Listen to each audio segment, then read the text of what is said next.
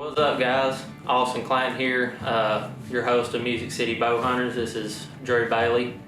We got a real special story we want to tell y'all today about a buck that I nicknamed Stickers. Going into the 2023-24 deer season, we didn't have anything whatsoever. I mean, it was one of the weirdest deer seasons. From the whole rut, everything was just no deer movement, nocturnal, nothing. So I wound up harvesting a buck I nicknamed Bully last year, opening week of velvet season. But after that, it was terrible. No deer movement, like, at all. There was nothing. We didn't. Both of us didn't have any trail camera pictures.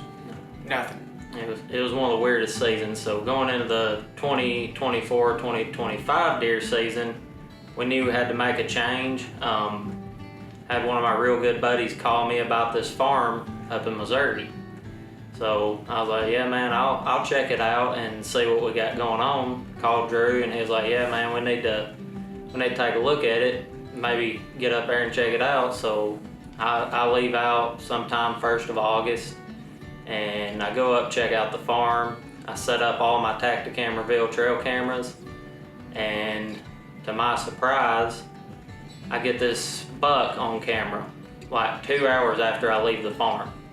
And at the time, early August, they're just kind of branching out a little bit, but I noticed he had some forks coming up. So I got real excited on this deer starting out, but we had no idea. It's the first year on the farm. Really no idea what's going to be on it. So now you knew this deer was going to be big, because as soon as you seen it in velvet and you seen the mass, the bulbs on it, you immediately sent that to me. And I was like, dude, this is going to be the #1 buck on my hit list for sure, no questions asked. Yeah, and it was just wild that, like, it wasn't a doe, it wasn't a button buck. Like, this was the first deer that I had on camera 2 hours after setting up a trail camera. Yeah. So with the way the story unfolds, it's just unbelievable, because the timeline that I had him on from the 1st of August till August the 25th, I got pictures daily, and in Missouri you're not allowed to bait, so that's kind of uncommon to have that much pictures of a deer. And to my surprise, August the 25th, he comes in, daylights in the morning time, which is 2 weeks before early bow season opener in Missouri, and I'm on pins and needles, man. I'm ready to go. I've got everything set up, and he vanishes. So I do everything I can. I go up 2 or 3 times after he vanishes, and I'm moving cameras back and forth, no pictures whatsoever. So I was like, man, has the beans changed colors? Is he in the corn? Has he crossed the road and went over to the alfalfa fields? I mean, I was kind of lost, and so I really get on Onyx and start really keying in on his general area where he was living in the summer there. And when I did that, I noticed there was a little pond, probably, I don't know, 200 yards, I would say, from the trail camera that I was getting him on. So I was like, well, I want to go observation set early bow season there and just see what happens. So we pack up on September the 14th. We had to hang a few sets, just stuff like that. There's a couple of us here on the farm, and so we go get my cousin Ricky. We get him set up, and he's hunting total different deer. Just more or less, just we're out looking on the farm, just trying to get some ideas of what's running around this place, because it's 1,000 acres, so it's not like it's a 20-acre farm and he's in this patch of trees here. So on 1,000 acres, a deer like this is a needle in a haystack. Yeah. Especially your first year. Now, if you've got his core area figured out, you've got history with him, I mean, it's still not easy, but you at least know the right area. Yeah.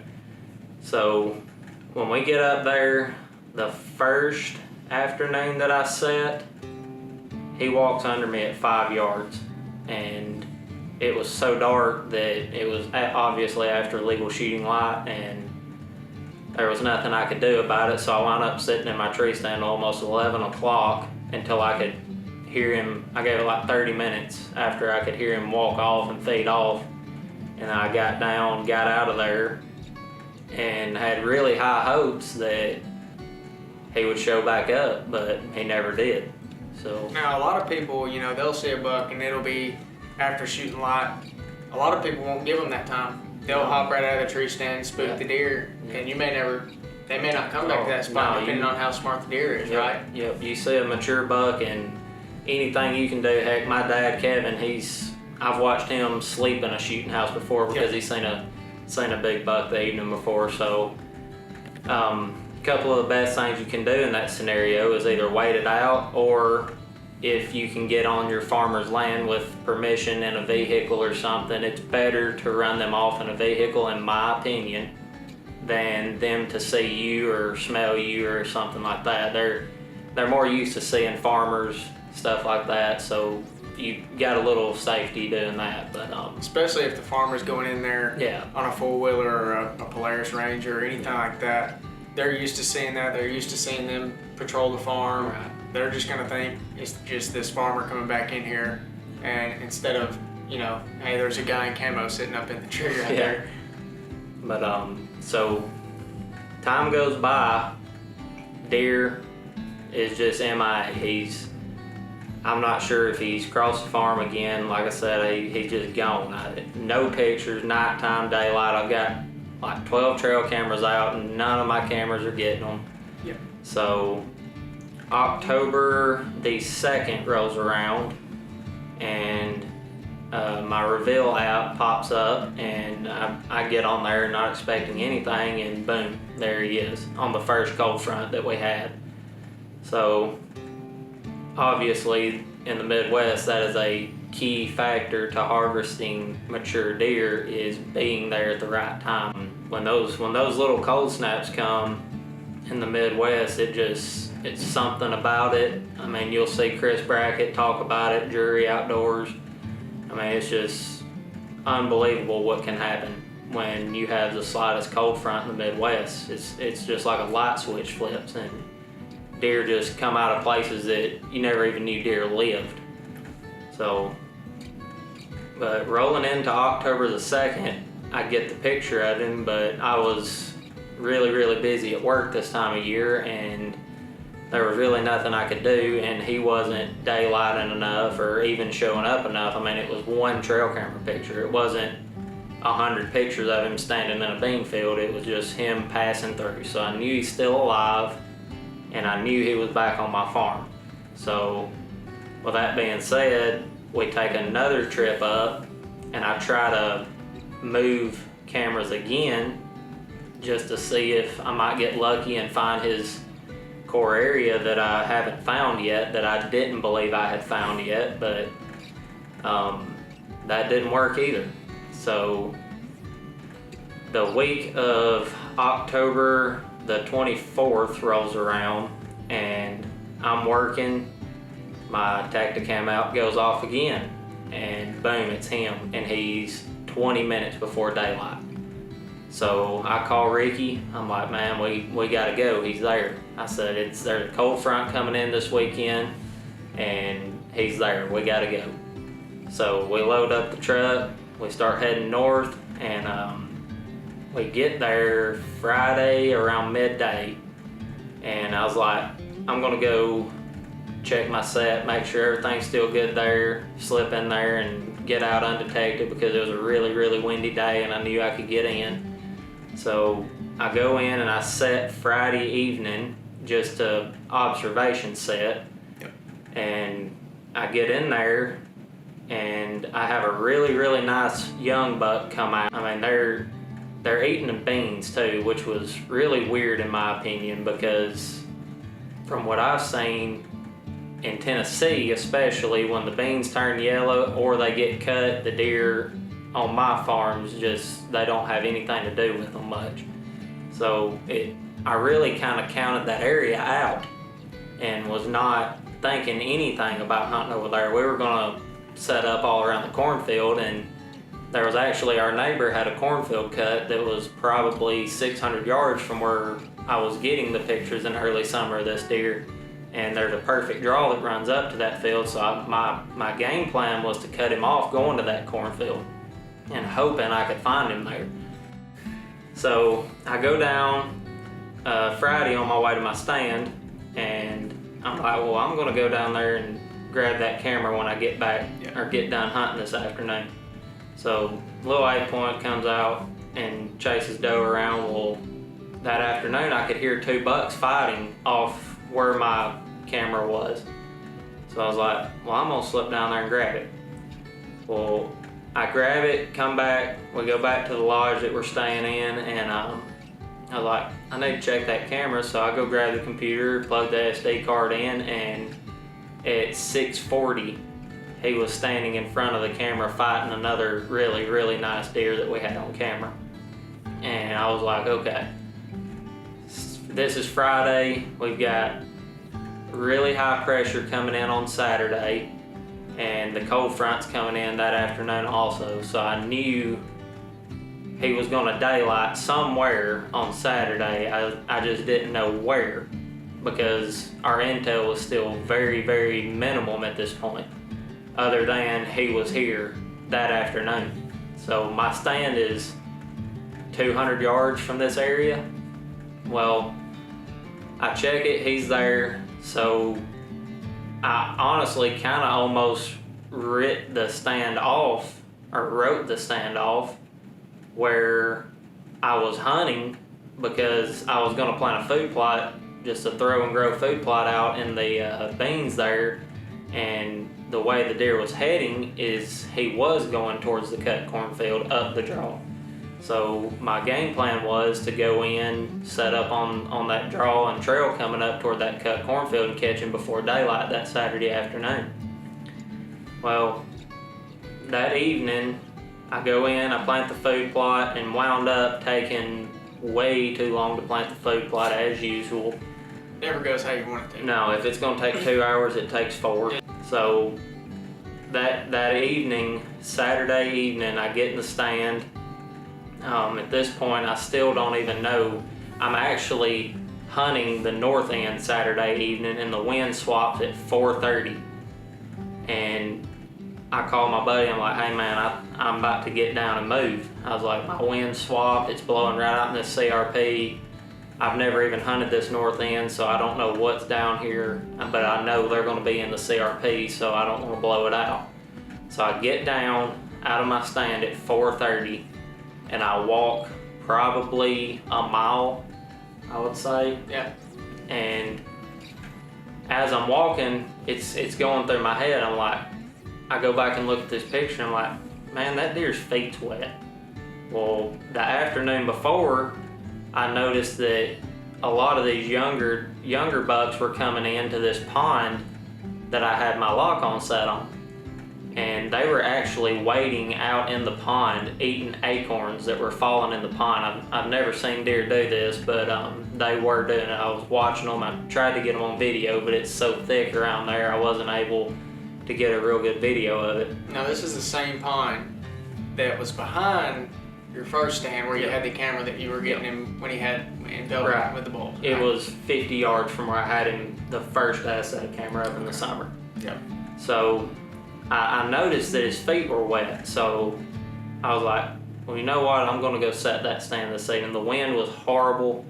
It was a terrible wind for where he was bedded, but I've got a few things that I use that really allow me to slip in and hunt these areas and me feel confident that I'm not gonna blow them out as bad with using this. So I go in, I climb up the stand, I get there 4:50, 5 o'clock probably, and as soon as I climb up in the stand, I have a super nice young 9-point come under me, 10 yards, beautiful shot, and he kind of walks off. Well, I hear this buck off down in the valley about 10 minutes later, and he pops out, and it's a young 8-point, probably a 125, 130 inch deer, and he's chasing the crap out of a doe.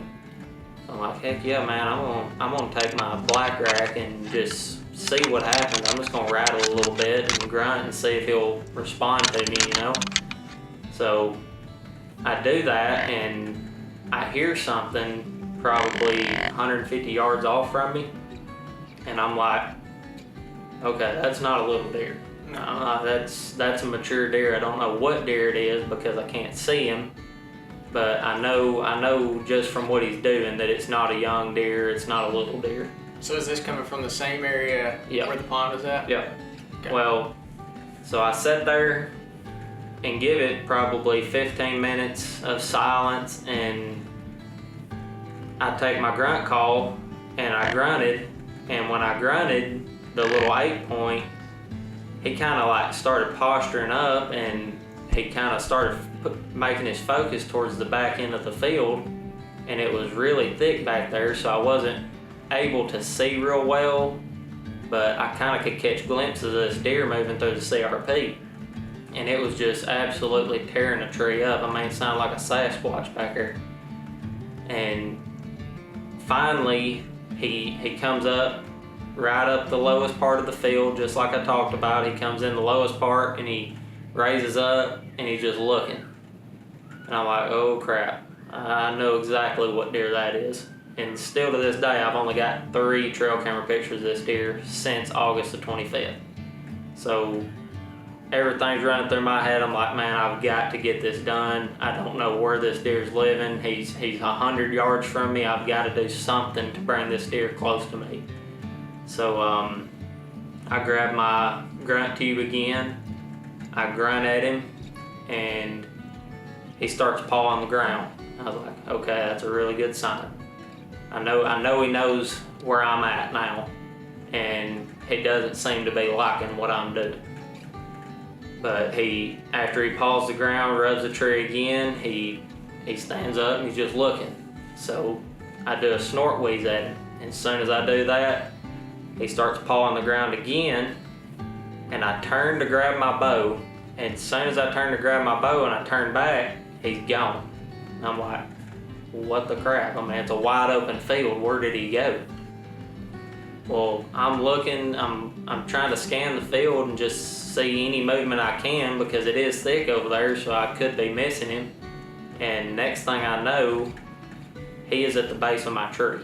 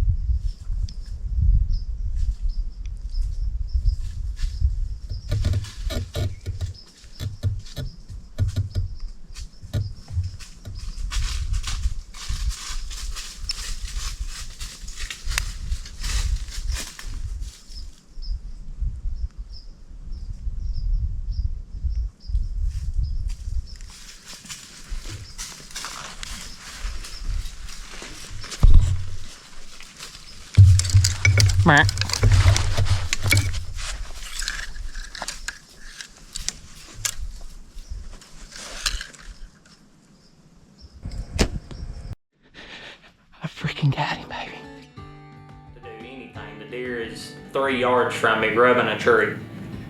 And he comes in, I mean, on a string, and he rubs a tree, and he's working right down the trail that all of the other deer have walked by at a 10 yards wide open shot, beautiful camera footage. And the deer turns and walks to the thickest trail there and comes directly under the base of my tree. And as soon as he does that, I've got one gap that I can shoot him in. And it was one of those scenarios where you've got 170-inch plus deer standing under you, and I don't make money off of YouTube yet, so he's now laying here in front of me.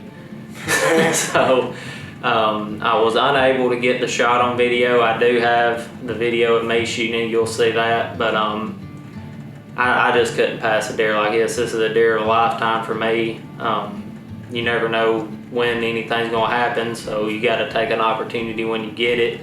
I was self-filming, so at this point, when he's standing 5 yards under me, I have no other option than to draw back and do what I was raised to do and get him on the ground. Because if I go home without this deer and he's on camera at 5 yards, I'm probably gonna get my butt spanked. Oh yeah. So we made that happen, man. I shot him. He ran out in the field. I did have to put a couple more arrows in him. I hit him bad the first shot, and I hit him high, and it knocked him straight down, and I had to go ahead and finish him off. But and you hate that too. Oh, I mean, it's such a big deer. You don't ever want that to happen. No, you don't want it to happen on a doe. No. But I mean, it does happen when you're shooting archery. I've had it happen with a gun. I mean, it's just something that you can't control, but what you can control is to make sure you get it taken care of as fastly as possible as soon as that happens, and give the deer the respect he needs. So, and it's hard. It's really hard. I mean, you got this deer pictures all the time. Yep. And he's gone. He vanishes. Yep. Then you said 2 to 3 trail camera pictures back, and then the next thing you know, he's at the base of your tree. Yeah, it's like when I left to come up there, this deer was honestly not even on my radar. I'd done kind of marked him out and was just hoping I got a chance at him during the rut. But I remember you told me, I said, "Are you going after your number one?" You said, "I haven't seen him." So I've got this buck here, and you was planning on shooting a whole different buck. Right. And you called me the second that you shot it. I mean, tickled to death. Yeah, it's just unbelievable how it all went down. He still blows my mind to this day. He's got 18 scoreable points. What was the score? He went 176 and 3/8 without deductions, and 161 and a half with deductions, I believe. So, but around here in Tennessee, we don't do deductions unless it's going in the record book. No, it's a buck. Yeah. So if the horns are there, they count. Yeah. So we're just backwoods people like all you guys. We love to hunt. We enjoy all of it, and having an opportunity to get a deer like this with a bow just don't come around a lot for us. Definitely So, not. This caliber of deer, this is not in our backyards for sure. No. But we hope you guys enjoy the story on this deer, and we're going to try to make the best video we can out of it. Sorry I didn't get the shot on camera.